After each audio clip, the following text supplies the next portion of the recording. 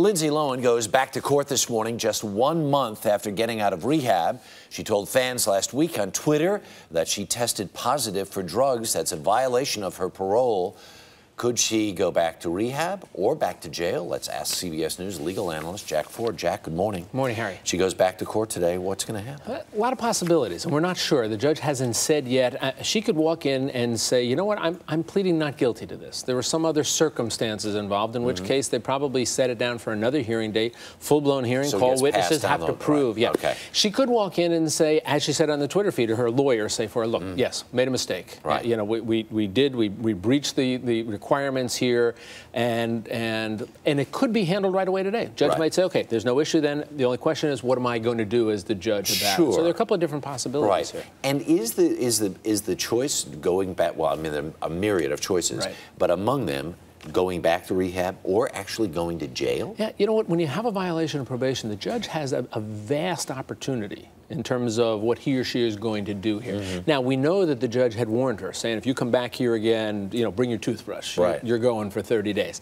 Judge doesn't still have to send her for 30 days. If I'm her lawyer, their 30 days aren't. Is it well? Really that's the other question. It's really but if I'm her lawyer, days. I mean, I might come in here and say, Judge, here's what we want to do. We've set up our own rehab schedule. We're going to a hardcore place where she's not walking out in 2 weeks.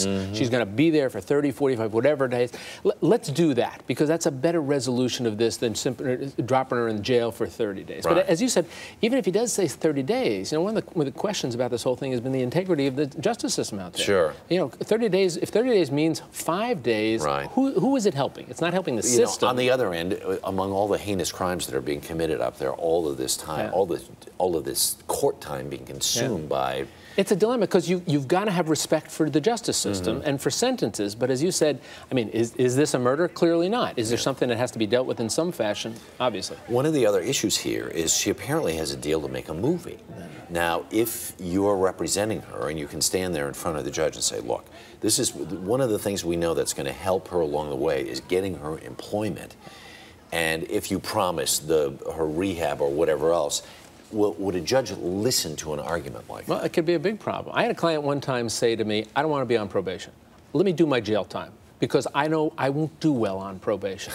So I'll sign off to do my, you know, 30, 60, 90 days, because I won't have somebody looking over my shoulder. Now, I don't know if she's going to say that, but it would not be a good thing. But professionally, if she needs to get out to do a film, we heard about this film, the Linda Lovelace film that she might be doing in November, it may well be that she might say, and I have no information, she might say to her, let me do the time, and I can get out, and I can get back to work, and I'll work myself through the process. So if you're a betting man, would you think she's going to be in the clinker tonight? Well, I don't know if she's going to be in the clinker tonight. I don't think she's going to go home, ultimately. She'll go someplace else, but I don't think it's going to be home. Jack Ford, thanks so much. All right.